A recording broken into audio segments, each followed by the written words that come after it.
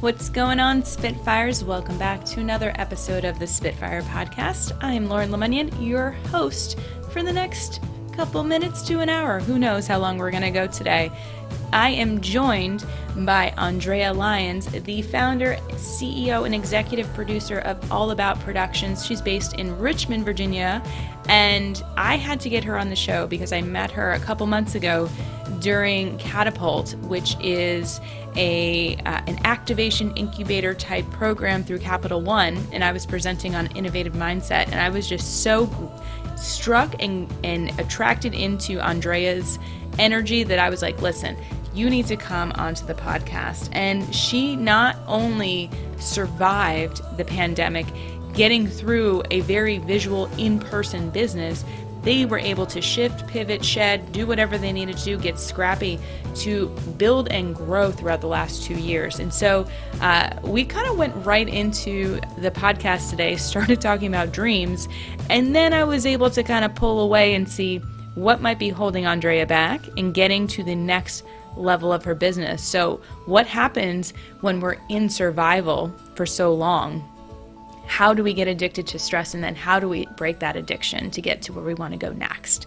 So I'm super excited to share this episode with you. I hope that you get a lot of good nuggets out of it, maybe catch yourself in some of the potential pitfalls or loops about stress.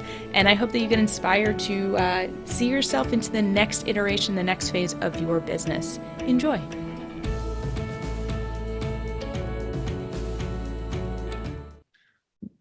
But you had a really great dream last night. I had a really great dream last night, and it was so weird. I listened to, for the first time, one of those meditative, like sleep, you're supposed to fall asleep to it. So I fell asleep. The dream that I had, I was in the desert, right? And there were the sand people. And there were 7 levels to the sand people. Okay. 7 zones to the sand people. Right. And I apparently was trying to get through each level for my freedom. Okay. Because this was a very, it was a regime like of people. Right. Wow. Yeah. The sand people. And they would keep you from going to the different levels. So I was at like it was almost Hunger Gamesy, right? Like District 1, District 2, it was like that. So there was but there were 7 of them. And I was at 7, and I was going through, and I was making my way through. And around level 5, I met this really nice young man. He was so sweet. And he got me through these underground tunnels of the sand people, because it was all desert. That's why it's the sand people. Mm-hmm. All the levels are desert. He took me to level 1, right? Which it was like this secret path into level 1. We went through 3 different levels, or the remaining 3 different levels. We got to level 2. And then at level 1, which is apparently freedom because it's unmarked. It's an unmarked level. And it was like a secret access to this level. And so in order to go, it was myself and my mom and him. And so to get through this level, there were people, the sand people were after us. We went through the secret passage, but you had to lock it behind you so you would know they wouldn't follow you to the freedom. So the nice young man he stayed behind, right, with the sand people, and locked the door so they wouldn't know where it was. And I said, I promise I'm coming back for you. I'm gonna figure this out. I'm gonna come back for you, etc. And then when he closed the door in my dream, I remember thinking, I don't know that I'm gonna be able to come back for him. It was so strange. Anyway, the level 1 people were great. Okay. Yeah. They had a whole system figured out. And apparently the reason why they were level 1 people is because they would fight back against the sand people. So the sand people pretended like they didn't exist so that people wouldn't get a taste for freedom. And I know, and this was my dream last night, listening to this hypnosis guy on YouTube. And so I woke up this morning and I thought, whoa, I feel like I should think about this. And what does this mean? What is happening in myself, like my subconscious? Yeah. Well, so much to unpack there.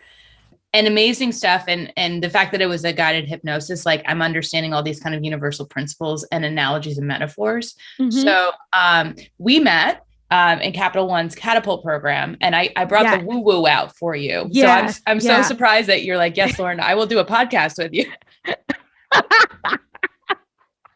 Because you came in here and you're like, listen, I'm going to see your woo and I'm going to raise you a woo woo. I'm telling you, I came in hot, didn't I? It was like, I love it. Listen, this is a Spitfire podcast. If you're not coming in hot, what are you doing? coming in hot. So we talked a lot about, energy blocks and levels. And I didn't even dive into the 7 levels of energy that I'm certified in. So when you're like, there's 7 levels, I'm like, yeah, there is. What? This is a real thing. It's so serendipitous. I'm telling you, that's wild. Yeah. What are the 7 levels of energy? So there's 3 kind of zones within the 7 levels. So the first 2 are about self-protection. So the first step is like, life happens to me and I have to protect myself. Like I can't win. Why bother? And then the second level is like, I have to win and you have to lose. So it's kind of this inner to outer. And then in levels 3, 4, and 5, it's about mastering yourself in interacting in the world and the people around. So 3 is about kind of this bridge between protection and mastery, where it's taking in a lot of information, assessing, like not really moving, not really doing anything, but just kind of like asking questions and wondering like, how do I win here? And then level 4 is about taking care of people. So I win when you win. I make sure you're good. It's like this nurturing caregiver. And then level 5 is bringing all the people together, like really like tinkering of ideas and resources and like trying to get to that next zone, that next level there. And so once 5 goes up to 6 and 7, that's self-transcendence. So that's us leaving like the physical embodiment and going into that joy in level 6 and the absolute passion in level 7. Yeah. Well, I don't think I'm at 7 or 6. I'm working on, wow. Well, so here's the thing. We're all dancing throughout the day. Okay. You'll have pockets. Yeah. They're not meant to be stayed in. You're not meant to like build a house there and get your commune. Like you are meant to flow based on the situation and what you're responding to get the best outcome. And that's how you know that you're mastering it. Wow. Dance. Wow. That poor guy. I definitely feel like it was a I won, you lost thing. That is so, but I definitely, that poor fake guy that I met, he was so sweet. But let's flip that. Like, what do you think his intention was? Yeah, totally to help me get to the first district and my freedom. Totally about freedom. So where did he get value? Yeah, helping me get free. Yeah. Was he expecting anything from you? No, but I'm sure he would have wanted to be free. I'm you trying. Don't know. I'm convincing. I don't know. I feel like in my dream, I was like, no, we can do this. I don't know. If he wanted to be free, he would have run up and caught up with you. Maybe that was part of that was my, he was my like shaman. He just led the way. And sometimes there are people in life that are there to lead you along the way. They're not meant to go with you. Wow. That is so true. Then how do you, I'll talk singularly about me. Then I definitely have spent time hanging on to people when they really were just meant to kind of guide to the next place. And that's it. Right. So how do you determine who's in it for the long haul, right? Like a life partner, right? Where you hope that they're here for a long term. And then the other one, it's like, hey, this was just from point A to point B. And that's it. How do you know which is which? You don't. And that's the beauty of it when you can detach from the outcome. Oh. So the people who are meant to be along for the ride, and I won't even say a lifetime, the people who are meant to go along the ride with you will align themselves with you and you will get value and you'll get that inner knowing. And when people are meant to be more short-term lesson givers or learners, you will feel at some point that it outstretches the tenure and it starts to create that body friction where you're like, something doesn't feel right. And it's usually because you have outgrown them and need to shed them. I love that. You called him a lesson learner. lesson giver. Lesson giver, lesson learner. We are all students and teachers at some point. Yeah. That's great. That's great. And actually, so this, like, you haven't listened to today's podcast, but it's about I'm gonna listen mentally and emotionally, because I'm about to move. I'm moving to a city that I have been to once. Congratulations. Where are you going? Yeah, I'm going to Denver. Oh my God, that's like forever far away. Yes, but it's a Zoom from call the East away. Coast. From the East Coast, yeah. But from the East Coast, it's like but it's 2-hour plane ride. More like 3+. 3-hour plane ride. But I think you bring up a really great point, is we are constantly iterating and changing. And if we're reconciling the value of people in our lives and we're thinking we have to bring everyone along, how much weight are we carrying that's actually holding us back from where we want to go? What I'm wondering is, with like, how do you divorce yourself from the outcome if you're a goal-driven person, right? Like, so success is, if we're taught to have goals, and success is getting to this milestone, how can I divorce myself from that milestone or the outcome? Because that's what I've been planning for, is that outcome, right? That's what I wanted, is the outcome. So how do you divorce yourself from, or how do you not be attached to whatever the outcome is? Here's what I would say. What is the feeling that you are looking to feel after the outcome or achievement?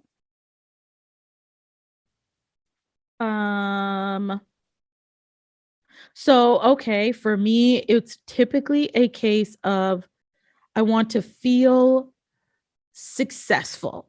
Okay, I want you to breathe into that, because that felt very surface level to me. I want you to imagine that you have achieved the level of success you wanted to. Breathe into it. Ooh, okay. Who are you? What do you feel? Ooh, I was going to say powerful, but that's not it either. Vindicated. Ooh, that's rough. There's a whole lot there. Who is that about? Yes, I have been working on that for a while. So here's my question. There's like 4 or 5 people that's and about. we don't need to address them, because here's what I'm focused on. Who are you when success is only about you? Right. Exactly right.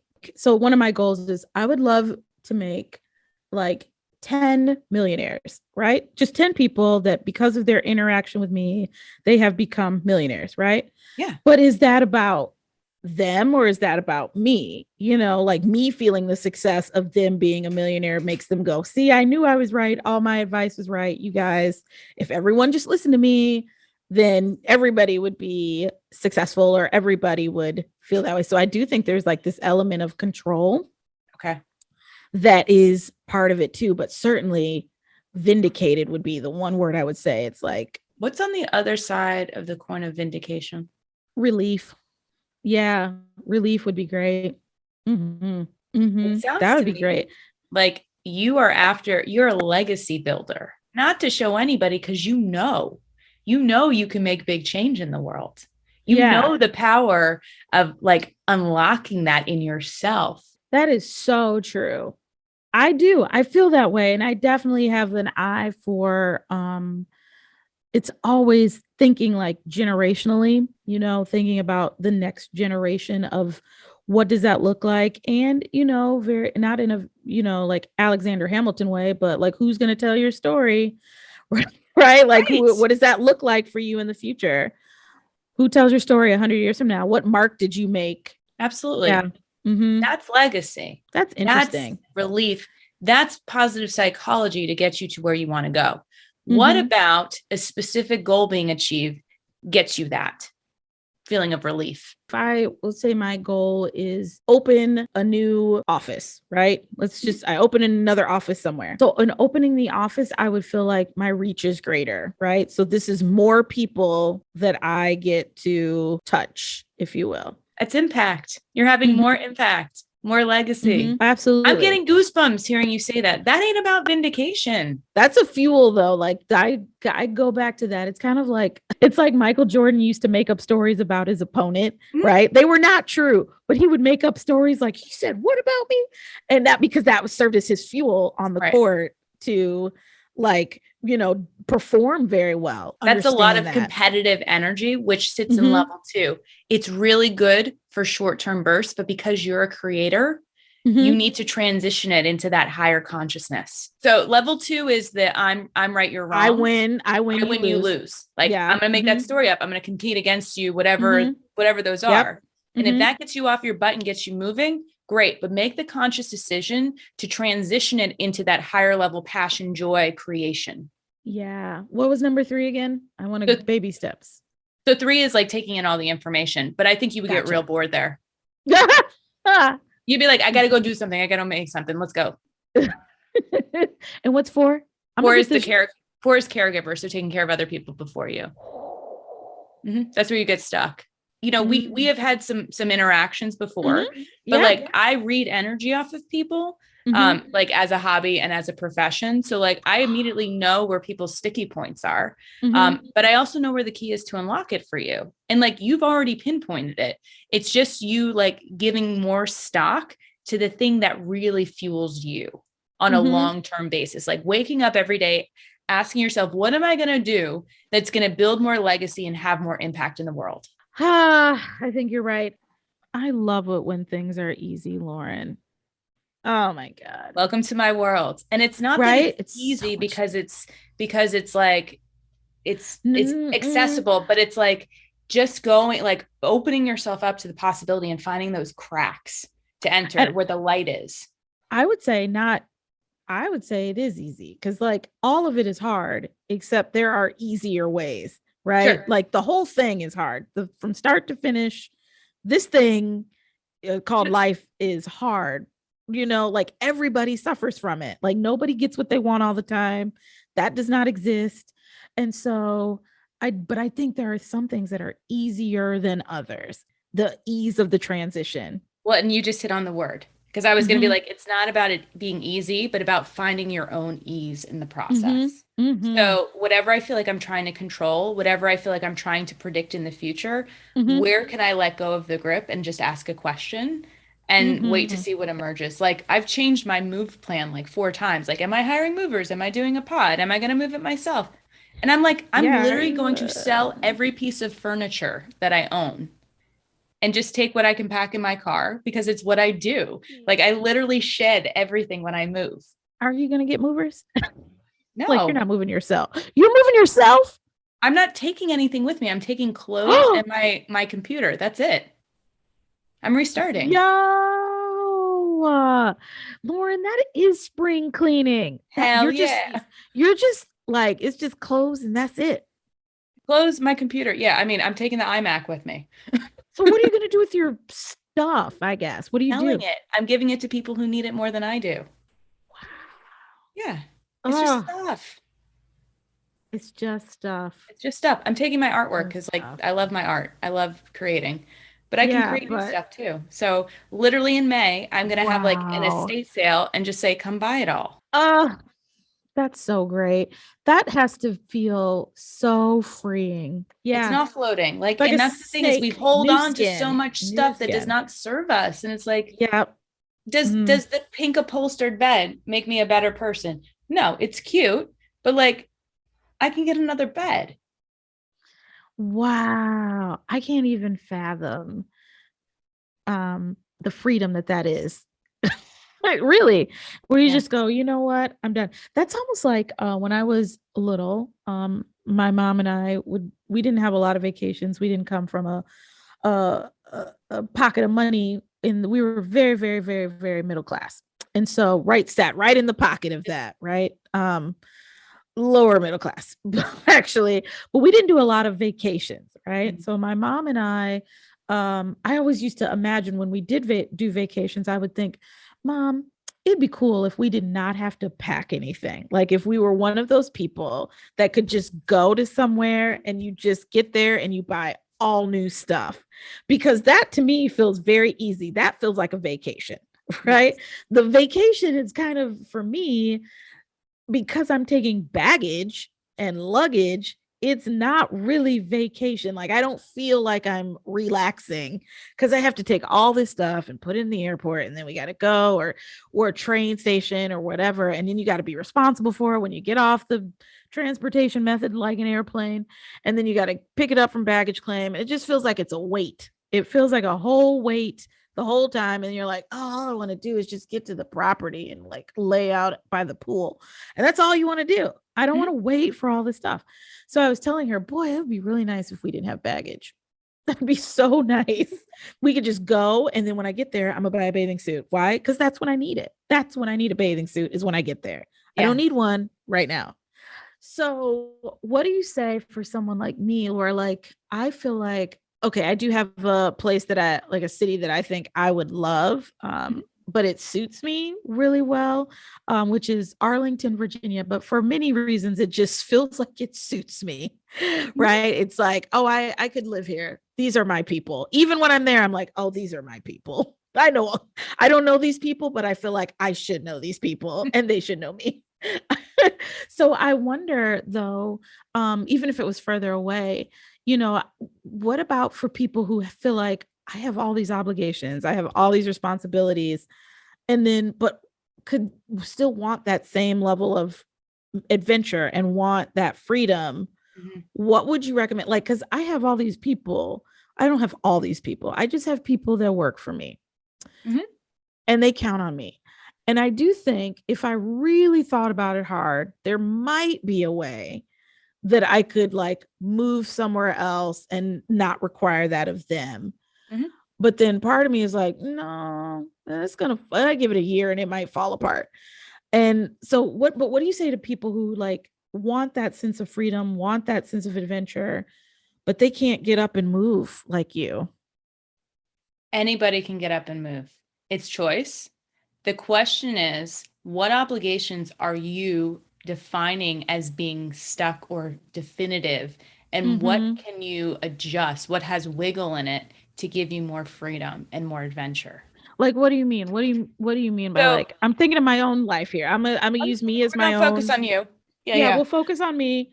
I'll use my own life. So I have this business. I have these people that work for me. They're not gonna move. Well, incorrect statement. I don't know that they wouldn't.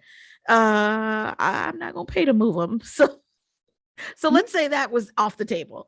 So what if I wanted to live in Austin, which is where all the people live, right? Everybody goes to Austin or Denver. What would I feel like I would be stuck in so many, but I can't because. So Okay. how do you work through those? Change the question. I can't because. I can. Okay. I can because it might work if I do this. Mm-hmm. I might be able to Mm-hmm. do it when this happens. So Mm-hmm. it's more about creating the plan of, okay, so what would it look like to potentially manage a remote team?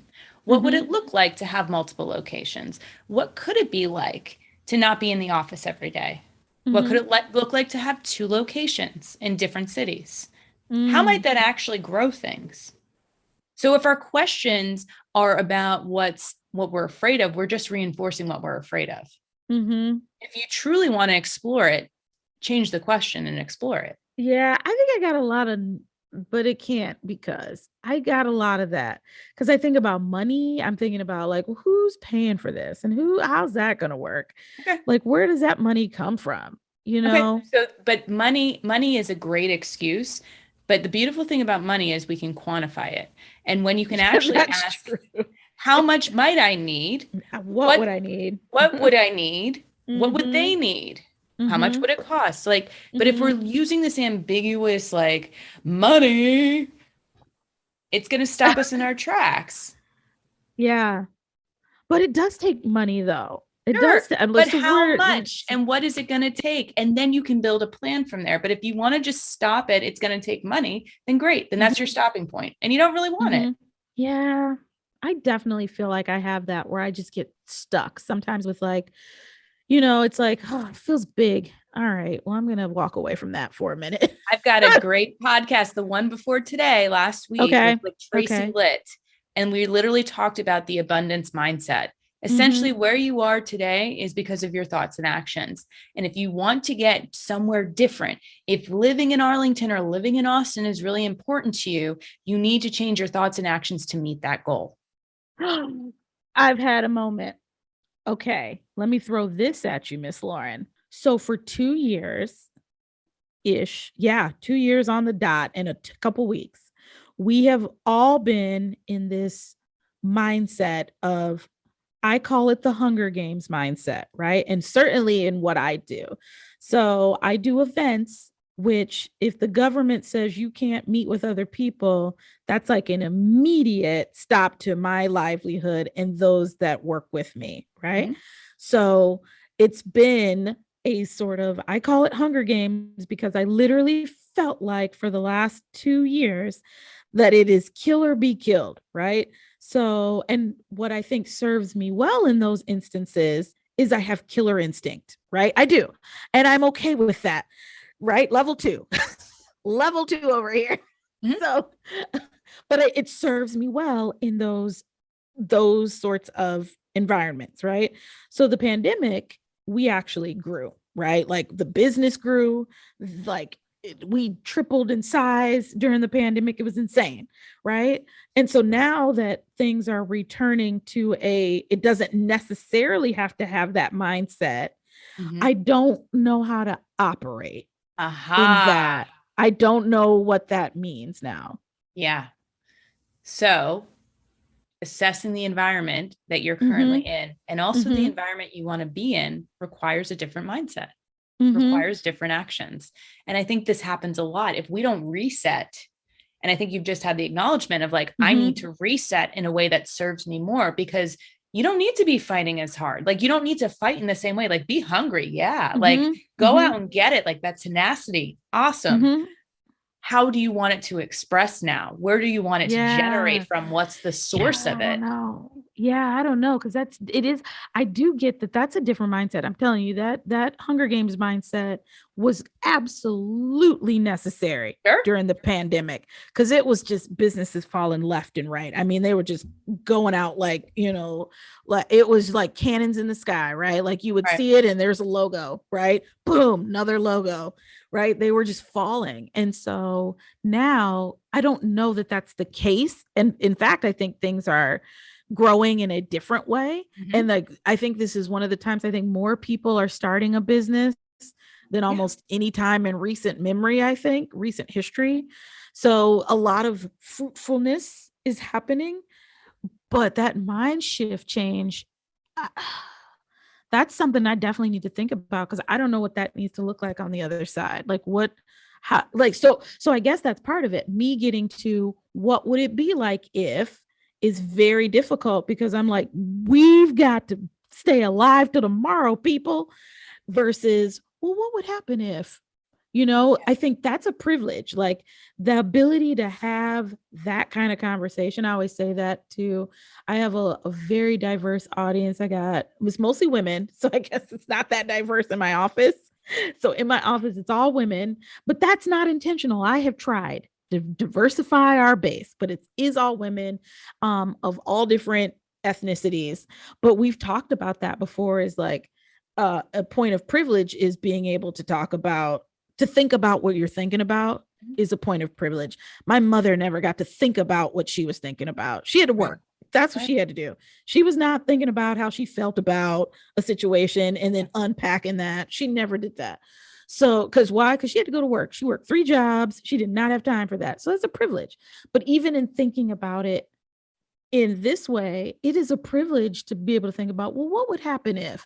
And I've been so used to not having that as a privilege for quite some time Mhm. that I don't know, I haven't spent time thinking about what would it be like if at all to even have before I even get to money. And let's pretend that's not even a thing, but to say, what would happen if we wanted to everybody work remote? You work where you want to. Or what would happen if we were like, we got a beach office, which would be great, right? Because that would be an office near the beach, pick a beach. But Yeah. I just to have those thoughts, it's very foreign.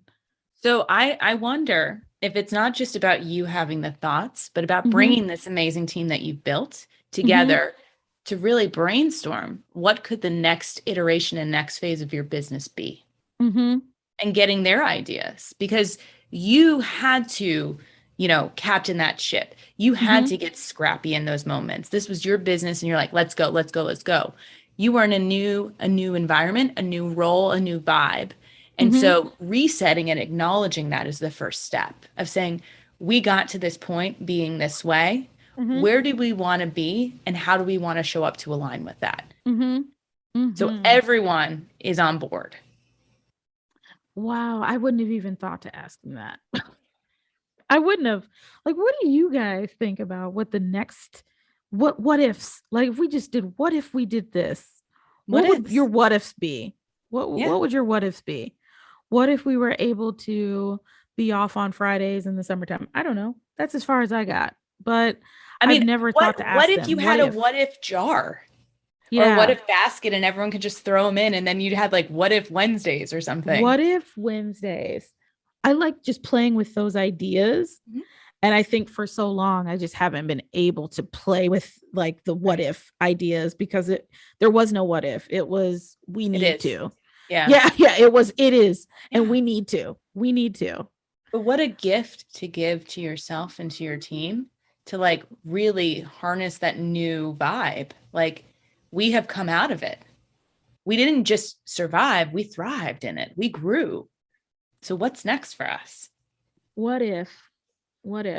That's a mindset change. I'm going to have to like turn off a whole side of my brain to kind of do that. It's going to be like, I saw it trying to, it was like, I want to resist you. I want to say something. Yeah. Cause that's the side that keeps you alive, right? Like, that's the part, I've told my team in like a pinch, I was like, listen, if we have a zombie apocalypse, follow me. I can get us out of this thing. Like, I have survival instincts. I'm telling like a skill set, but always not necessary. But do you see how you may have inadvertently been creating crisis situations for those survival instincts to come out?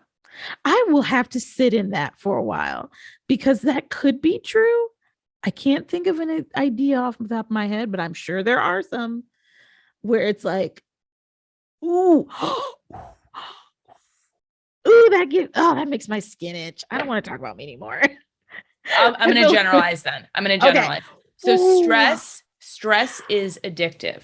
And when we do things with high levels of stress, it creates a pattern and it signals to our brain, use stress to get things done. I'm really good at survival. I'm really good at getting things done. So we inadvertently are either looking for and or creating situations that trigger that stress because our brain knows you can get it done that way. Oh man, is that bad? Let me ask that question. Maybe, is that a bad thing? It got you to where you are, but will it take you to where you want to go? Could. That's the question. I don't know. That's a good question. But maybe the question is, what is the role of stress? What is the role of stress that I want to have in my future? What is the role of stress that I want to have in my future? Although I've been talking about relief, so obviously I don't want that, right? Like, relief and freedom is like the business for me. Your words. Like, bottle that. Relief and freedom would be great. I'm gonna have to sit with that some more. Now I got stuff to think about. Now I'm gonna have another weird dream. Weird dream with the sand people. Huh? Blame it on the hypnosis. Yeah. Oh, let me tell you something. That is, YouTube videos are real, because I was like, I won't wake up clucking like a chicken. But it was obviously very opening in my mind, in my subconscious, to like see the things that I'm thinking about and things that need to be addressed, right? Yeah. Wow. Do I create and I will say yes to that. I can think of one particular thing that I'm in right now that it's like it's one of those things that just resurfaces. It resurfaces again. Every so often it just resurfaces. And I'm like, you would think by now I would know better and do better, but I haven't.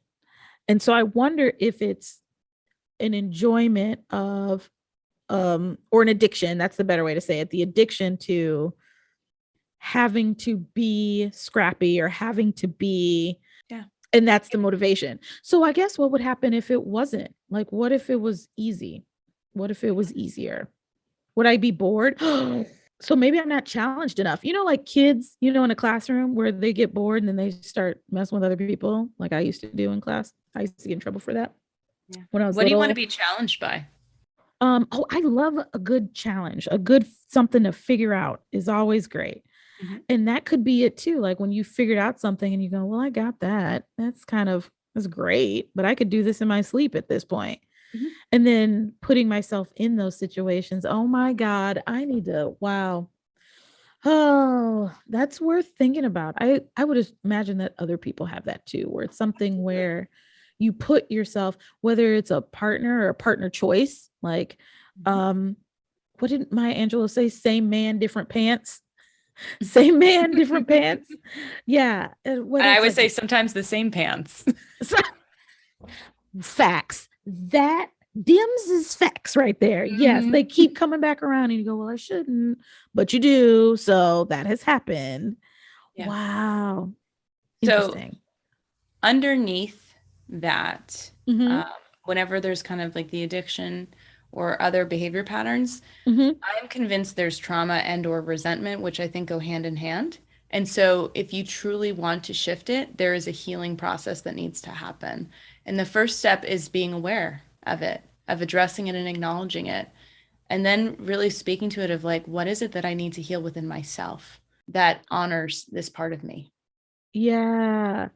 There's probably a resentment, and I guarantee you there's a trauma. I've been actually working through that. Like, what are all the times that I felt a certain way Mhm. about this thing? And then how does that manifest itself and has shown up over time? And then I've never really thought about if the two are joined in terms of certain behaviors with when I feel this feeling, then I have this behavior or what have you. I don't know if that's the case, but I definitely know that it has repeated itself. Mhm. How, ooh, story for a different day. How does one heal? What does that look like? It's a process. Actually, last week I did a webinar, a workshop on releasing Mm-hmm. your workplace resentments. And so it first starts as friction against your values, and then kind of the ignoring or the piling up goes from annoyance to frustration. And then the Mm-hmm. frustration kind of like bundles up and gets bigger and bigger and bigger to the point where it's like anger and rage. So rather than us voicing, protecting, we have these triggers in us that's like Mm-hmm. gives us the behavior, the surge of adrenaline or endorphins, whatever it is we're looking for, that give us that heightened emotional response to kind of express out what we aren't able to, or we don't feel like we're able to express, that Mm. actually gives us our desired result. So it's taking apart the past story. And I always say, like, absolutely work with someone on this, because Yeah. what we don't want to do is to keep reliving it. And if we're in our Right. head, it has the tendency to do this. So I write everything. That's why I journal a ton. And I Mm-hmm. actually Mm-hmm. created a Mm-hmm. workbook that's PDF fillable that goes through the 10 steps. So it's looking to separate facts from story. It's looking to see, what does this do to me? What does it do for me? Where am I getting Yeah. value from it? Wow. And then What? repackaging it to actually serve Uh-huh. you in a new way. Listen, and I'm Hmm. gonna be real honest with you, because if you are not ready to do the work, be prepared to work in other Yeah. ways. Like, Yeah. the struggle is real if you want it to be real, but peace and ease is real if you're ready to do the work. Yeah, that work is it sounds like work because you have to sit in that. When you're saying that, I'm like, oh man, Hard, that's a long and but it's worth it. It is so freaking worth it. I gotta go back 40 years, man. That's like a lot to run through. At least 35. I gotta go back 35 years and Same. run through that. Wow. I run through it every day. Yeah. But it gets easier, meaning you know how to handle it. But it's that first step of like, I am worth more. My happiness, my peace, my ease is worth it. And so I'm going to be uncomfortable right now. I'm going to sit in it. I'm not going to run away. I'm not going to avoid it. Mm-hmm. Actually, I had someone say, I'm not ready to do this. I don't want to do this. And I was like, cool. I'm going to keep doing what I do, because I know Yeah. what's on the other side of this. I unlock this for other people. I've unlocked it in myself. And I'm Mm-hmm. thinking, yes, short term it's work, but holy shit, it's so amazing. Okay, but then okay, you are right. There's no but. You are correct. It is amazing.